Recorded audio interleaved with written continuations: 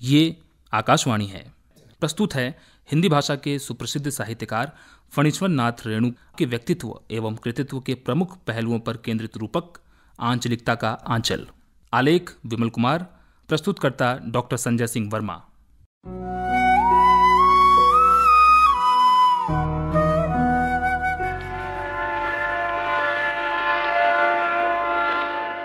मेरे पिता मुझे वकील बनाने का सपना देखते थे, किंतु स्कूल की परीक्षा में प्रश्न पूछा गया, तुम पढ़ लिख कर क्या बनना चाहते हो, कारण सहित लिखो।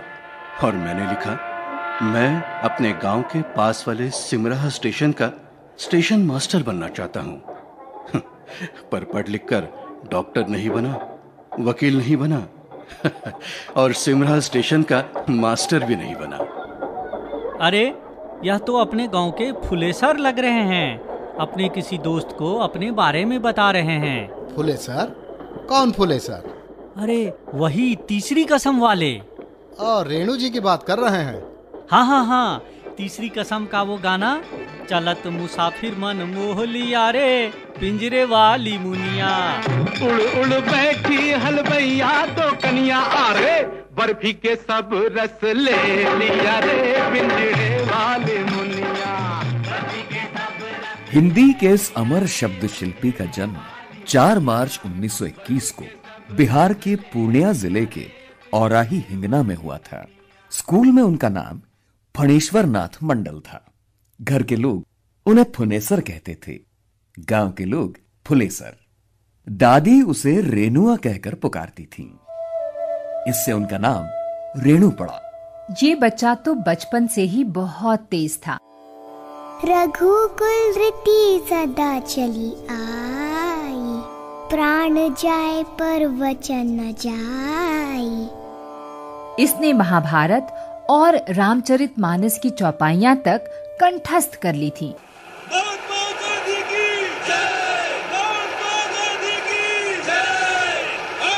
ये दौर आजादी की लड़ाई का था। पुलिस घर घर छापे मार रही थी, आजादी के साहित्य को जब्त कर रही थी। एक दिन छापा रेणु के घर पर भी पड़ा।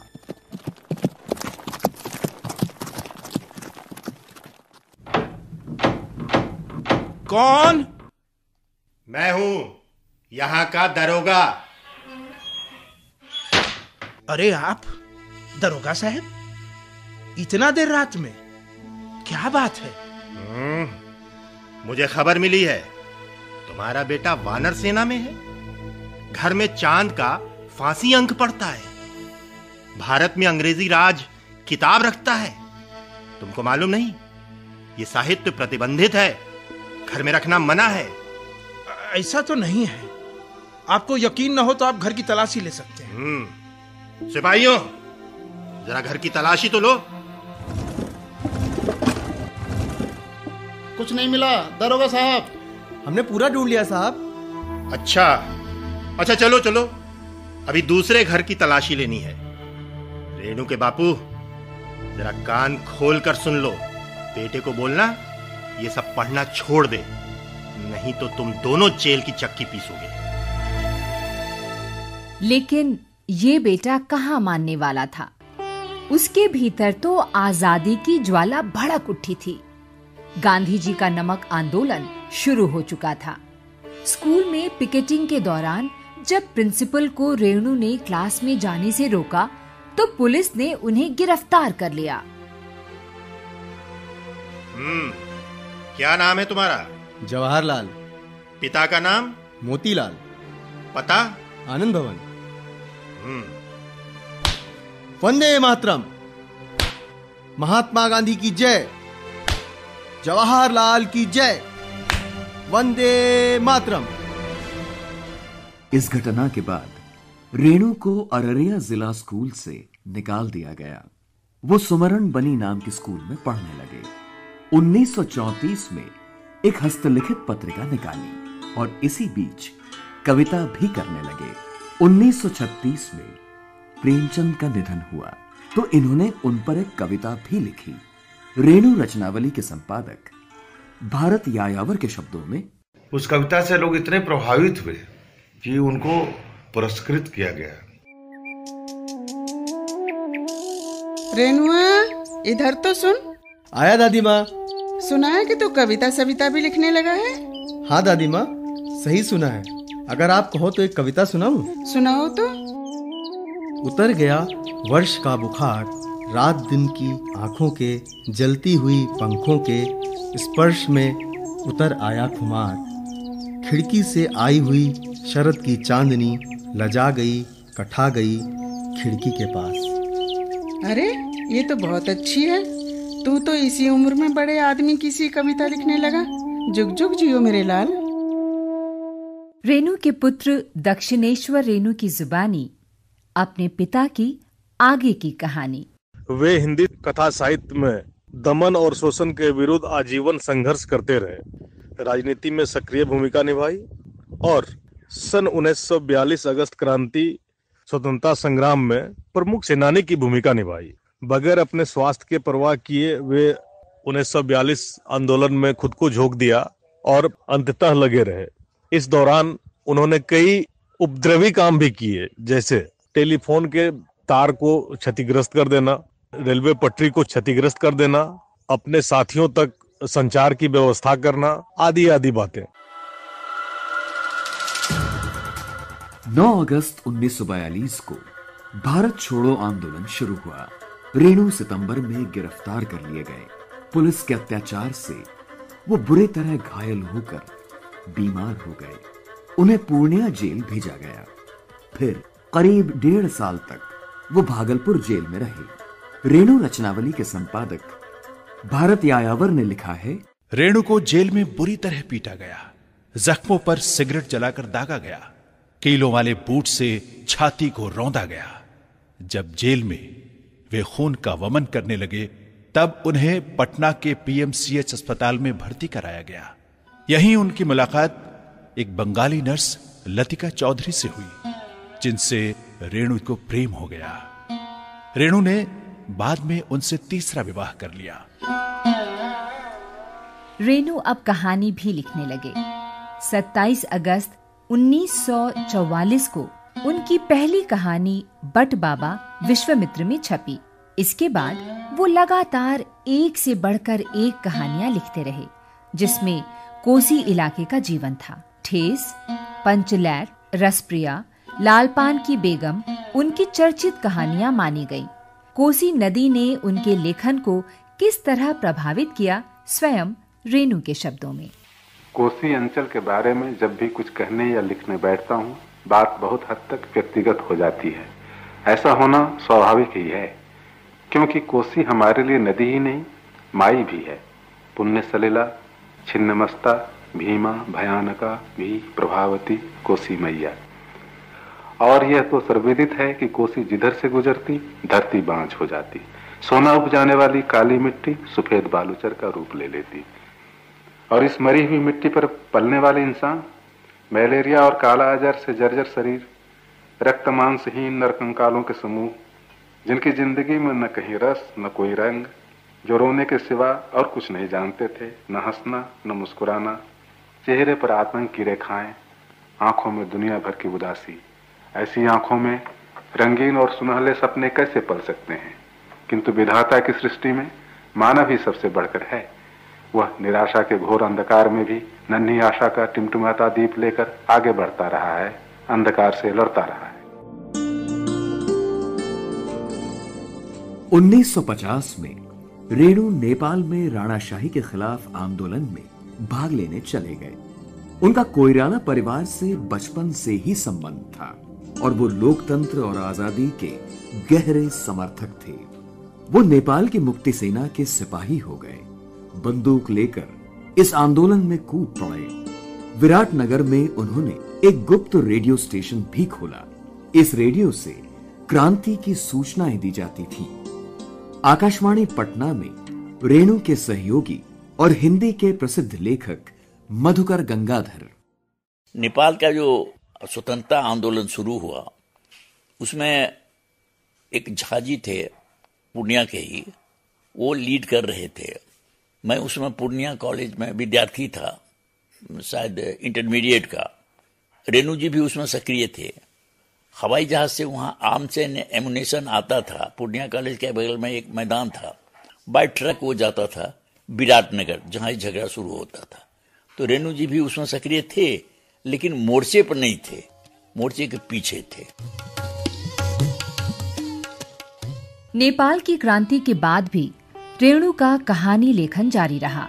उन्हें मशहूर बनाया उनकी प्रसिद्ध कहानी मारे गए गुलफाम उर्फ तीसरी कसम ने, जिस पर गीतकार शैलेंद्र ने बेहद खूबसूरत फिल्म बनाई। इसमें राज कपूर और वहीदा रहमान ने यादगार भूमिकाएं निभाई थीं। शैलेंद्र ने रेणु को मुंबई आमंत्रित किया। रेणु के आकाशवाणी पटना में सहयोगी और पूर्व समाचार वाचक महेश सिन्हा। वो 2-3 बार आए गए मुंबई, तीसरी बार मैं उनके साथ गया था और वहाँ गया तो वहाँ कुछ देखा तो मुझे कुछ अच्छा नहीं लगा, क्योंकि अब एक वहाँ जो फिल्म के कुछ कलाकारों की तरफ से ये हो रहा था कि फिल्म के कुछ वो उसके अंतिम दृश्यों में बदलाव लाया जाए। मान रहे थे कि नहीं, इसको एक सबको मिला जुला के एक सुखद अंत किया जाए। ये राजी नहीं हुए, उसमें कुछ तरह का विवाद भी हुआ, कुछ लोग बहुत नाराज भी हुए। एक ऐसा उस समय क्षण आया, मैंने रेणु जी को कभी उतनी उत्तेजना में नहीं देखा था।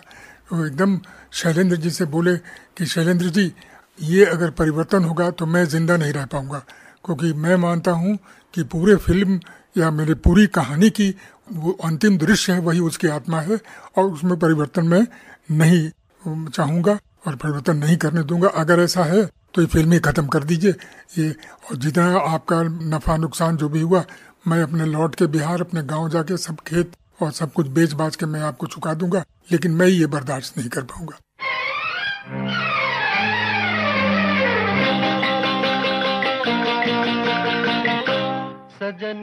इस फिल्म की शूटिंग फारबिसगंज में भी हुई। ये फिल्म शुरू में तो नहीं चली, लेकिन इसके पात्र हीरामन और हीराबाई अमर हो गए। मैं वापस जा रही हूँ अपने देश की कंपनी में। लो मेरी निशानी, सर्दी में काम आएगी। गुलाबगंज के मेले में मेरा तमाशा देखने आओगे ना? जी छोटा ना करो हीरामन।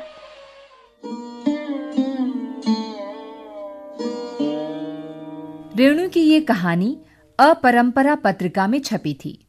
प्रसिद्ध व्यंग्यकार अशोक चक्रधर। उनकी कहानी मारे गए गुलफाम और तीसरी कसम, जिस पर तीसरी कसम नाम की फिल्म बनाई शैलेंद्र जी ने, और ब्लैक एंड व्हाइट में थी। लेकिन जितनी रंगीन वो फिल्म है, जितनी रंगीन संस्कृति है ब्लैक एंड व्हाइट में होते हुए भी, तो वो ताकत उसके कथ्य की है, वो ताकत उसकी कहानी की है। गुपचुप तमाशा देखे वाहर तेरी खुदाई, काहे को दुनिया बनाई। इस फिल्म के कारण रेणु हिंदी साहित्य में ही नहीं, जनता में भी बहुत लोकप्रिय हो गए थे। आकाशवाणी पटना में उनके कनिष्ठ सहयोगी और मैथिली के प्रसिद्ध लेखक गंगेश गुंजन। तीसरी कसम तो साहित्य नहीं है, वो तो लोक साहित्य है। माने वो साहित्य, वो लोक हो गया है। वो आप कल्पना कीजिए, माने इसी युग में जबकि पूरा देवदास की दुनिया बनी, उसके समानांतर तीसरी कसम एक नए आस्वाद में, उसकी प्रेम कहानी ये प्रेम कहानी नहीं है, ये प्रौढ़ प्रेम कहानी है।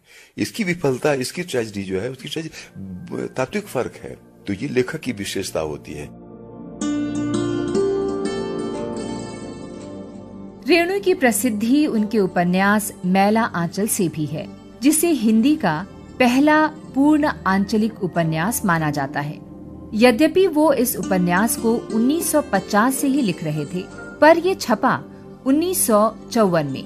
उनके जेल के साथी वीरेंद्र नारायण उन्हें साइकिल पर बैठाकर मैला आंचल की पांडुलिपि को पीछे करियर में बांधकर पटना के प्रकाशकों के चक्कर लगाते थे, पर कोई उसे छापने को राजी नहीं होता था। आजकल आप बहुत परेशान नजर आ रहे हैं। क्या बात है? कुछ छुपा तो नहीं रहे मुझसे? नहीं तो, ऐसी कोई बात नहीं। तुमसे क्या छिपाना। वीरेंद्र के साथ मैं कई प्रकाशकों के पास गया, पर कोई छापने को तैयार नहीं। तुमको तो मालूम है कि कितनी रातें जाग कर मैंने ये उपन्यास लिखा है। मेरी हार्दिक इच्छा है कि ये छप जाता। तो आप खुद क्यों नहीं छाप लेते?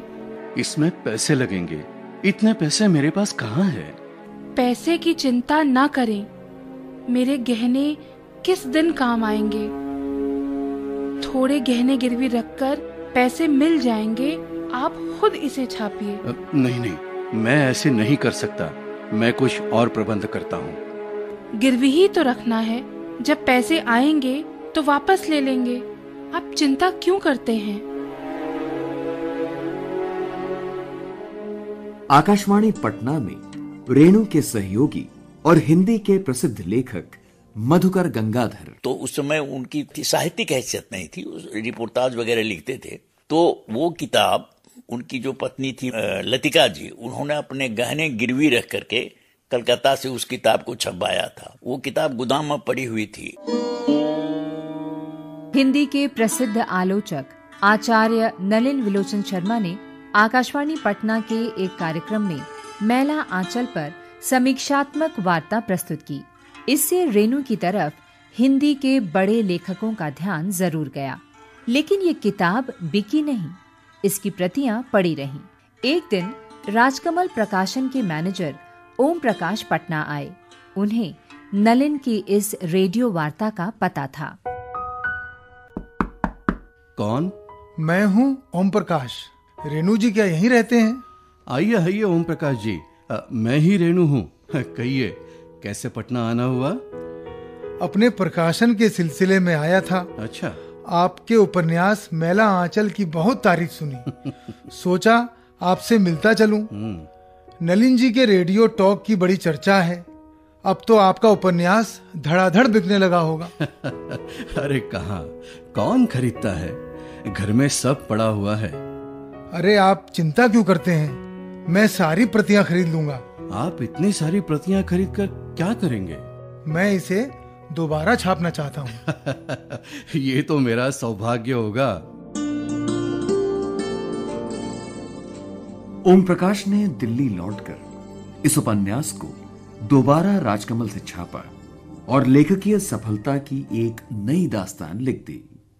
हिंदी के मशहूर आलोचक डॉक्टर नामवर सिंह। ऐसा लगता है कि रेणु कलम से नहीं लिख रहे हैं, कैमरे से लिख रहे हैं।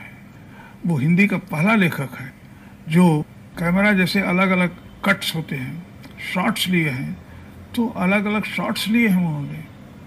कथानक अपने ढंग से बढ़ाया उन्होंने, जैसे फिल्म के शॉट्स लेकर के अंतिम फिल्म तैयार की जाती है।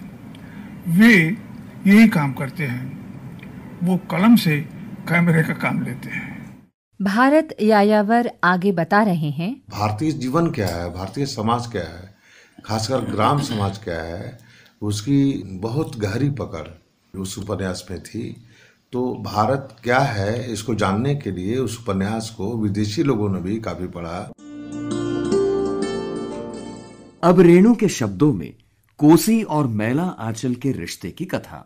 आजादी के बाद इसी अंचल के एक हिस्से की पृष्ठभूमि में मेरा पहला उपन्यास मैला आंचल प्रकाशित हुआ, जिसका एक प्रमुख पात्र अपने एक प्रियजन को पत्र लिखता है। यहाँ की मिट्टी में बिखरे लाखों लाख इंसानों की जिंदगी के सुनहरे सपनों को, अधूरे अरमानों को बटोरकर यहाँ के प्राणी के जीव कोश में भर देने की कल्पना मैंने की थी। मैंने कल्पना की थी हजारों स्वस्थ इंसान हिमालय की कंदराओं में अरुण तिमुर सुन कोसी के संगम पर एक विशाल डैम बनाने के लिए पर्वत तोड़ परिश्रम कर रहे हैं। लाखों एकड़ वंध्या धरती कोसी कवलित मरी हुई मिट्टी शस्य श्यामला हो जाएगी। कफन जैसे सफेद बालू भरे मैदान में धानी रंग की जिंदगी की बेल लग जाएंगी। मकई के खेतों में घास गढ़ती हुई औरतें बेवजह हंस पड़ेंगी, मोती जैसे सफेद दांत। मैला आंचल के प्रकाशन के 3 साल बाद यानी 1957 सितंबर में रेणु का दूसरा महत्वपूर्ण उपन्यास परती परी कथा छपा।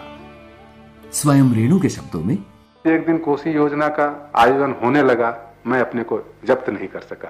अपने दूसरे उपन्यास परती परी कथा में हाथ लगा दिया। उपन्यास लिखने के दौरान पहाड़ों की कंदराओं में लीन देवगणों को बार बार जाकर देखा था। मेरा नया तीर्थ बड़ा क्षेत्र, जहां आदमी लड़ रहे थे। बड़े बड़े टनल में पहाड़ काटने वाले पहाड़ी जवानों से बातें करके मैं धन्य हो जाता। अरुण तिमुर और सुनकोसी के संगम पर बैठकर पानी मापने वाले, सिल्ट की परीक्षा करने वाले विशेषज्ञों को श्रद्धा तथा भक्ति से प्रणाम करके लौट आता और दूने उत्साह से लिखने में जुट जाता। मेरा उपन्यास समाप्त हुआ, किंतु उस समय कोसी योजना का काम परीक्षा निरीक्षा के स्तर पर ही था। अतः मेरे कृपालु मित्रों को इस बार मजाक का ही नहीं, बहस का मसाला भी मिला। धूसर, वीरान, अंतहीन प्रांतर, पतिता भूमि, परती जमीन, वंध्या धरती, धरती नहीं धरती की लाश, जिस पर कफन की तरह फैली हुई हैं बालूचरों की पंक्तियां। परती परिकथा का प्रारंभ इन्हीं पंक्तियों से होता है और अंत हुआ है इन वाक्यों से। पर्दे पर धीरे धीरे बादामी छाया छा जाती है, वीरान धरती का रंग बदल रहा है धीरे धीरे, हरा, लाल, पीला, बैंगनी, हरे भरे खेत, परती पर रंग की लहरें, रंगों को सुर प्रदान कर रही है बांसुरी। इस उपन्यास के प्रकाशक ने दिल्ली, पटना और इलाहाबाद में संगोष्ठी रखी।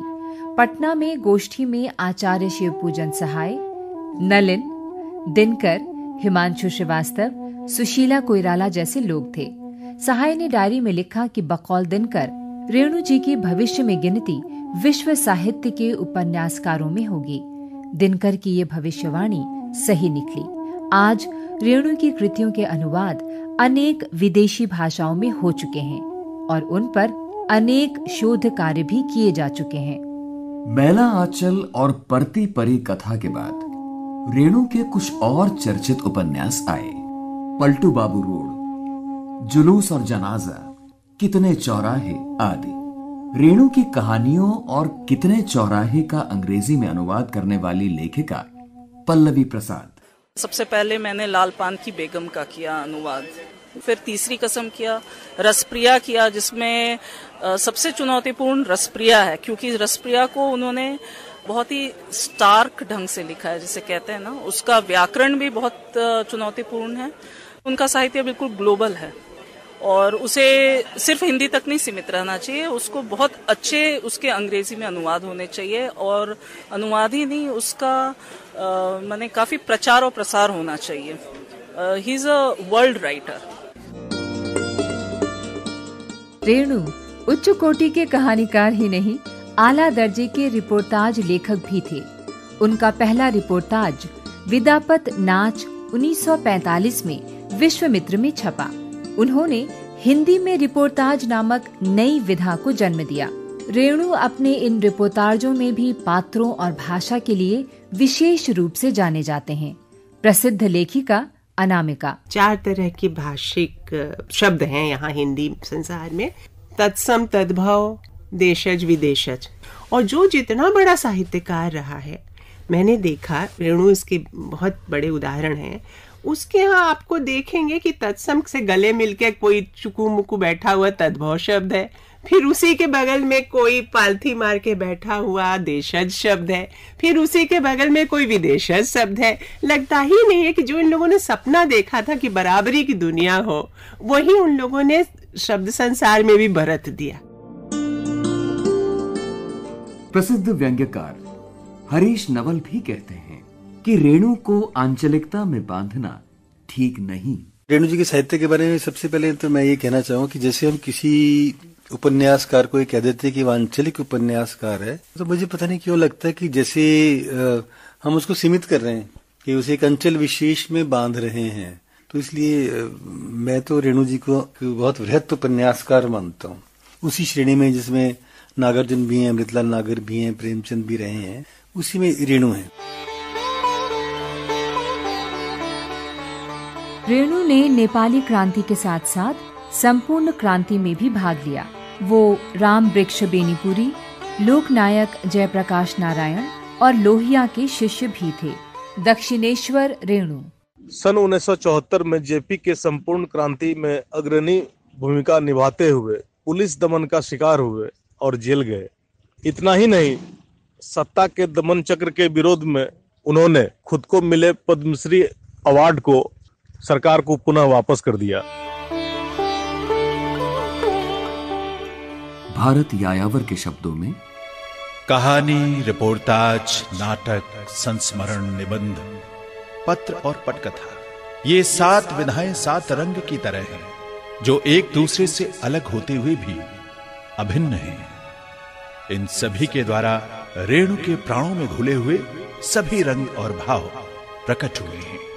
कुछ रंग उदास, मटमैले हैं, तो कुछ चटक, कुछ पीले, तो कुछ टह लाल, कहीं कहीं सफेद रंग दूर तक फैला दिखाई देता है, तो कभी अंधेरे की तरह काला रंग मन में घर करने लगता है। सैनिटोरियम में जगह मिल गई है। दीवार पर टेम्परेचर चार्ट लटक रहा है। चार्ट पर एक लंबी लाल रेखा खींची हुई है। उसके ऊपर नीचे चढ़ने और उतरने वाली बुखार की गति रोशनाई से अंकित की गई है। मैं चार्ट को देखता रहता हूँ। उसे देखकर तरह तरह की कल्पनाएं किया करता हूँ। काशी की गंगा के किनारे किनारे छोटे बड़े मंदिरों के गुंबज, और नीचे गंगा के निर्मल जल में उनकी प्रतिछाया। दूसरे चार्ट पर मेरी हिस्ट्री लिखी हुई है। डेट ऑफ डेथ के सामने अभी जगह खाली है। उस स्थान को भरते हुए मैं नहीं देख सकूंगा। बुखार, खांसी, रक्त, वमन, उफ। किसे पता था कि सन 1945 में लिखी कहानी प्राणों में घुले हुए रंग की ये चंद पंक्तियां 11 अप्रैल 1977 की उस धुंधली सी शाम को मानो पृष्ठ के पिंजरे की सलाखों को तोड़कर अपने रचयिता से मिलने चली आई। कुछ ये कहते हुए कि दवात में स्याही की अंतिम बूंद ही बाकी है, लेखन यात्रा के समापन का समय आ गया है, साथ ही जीवन यात्रा का। ना कोई इस पार हमारा, ना कोई इस पार हमारा, ना कोई उस पार, सजनवा बैरी हो गए हमार। चिट्ठिया हो तो हर कोई बाँचे, भागना बाँचे कोई। आंचलिकता का आंचल हिंदी भाषा के सुप्रसिद्ध साहित्यकार फणीश्वर नाथ रेणु के व्यक्तित्व एवं कृतित्व के प्रमुख पहलुओं पर केंद्रित ये रूपक अभी आपने सुना। आलेख विमल कुमार, वाचन स्वर राजश्री त्रिवेदी और मनोज माइंडकर, प्रतिभागी स्वर जैनेन्द्र सिंह, मिलिंद देश पांडे, अभिनय श्रीवास्तव, दिलीप झा, विनोद कुमार, नवोदिता मिश्रा, कुसुमलता, संतोष द्विवेदी, जावेद और बेबी सारा। प्रस्तुति सहयोग नवोदिता मिश्रा। प्रस्तुतकर्ता डॉक्टर संजय सिंह वर्मा। केंद्रीय हिंदी रूपक एकांश द्वारा निर्मित ये रूपक आकाशवाणी के दिल्ली केंद्र से प्रसारित किया गया। आपको ये कार्यक्रम कैसा लगा? आप अपनी प्रतिक्रिया हमें हमारे ईमेल आईडी chfu76@gmail.com पर दे सकते हैं। ईमेल आईडी एक बार फिर सुनें, chfu76@gmail.com।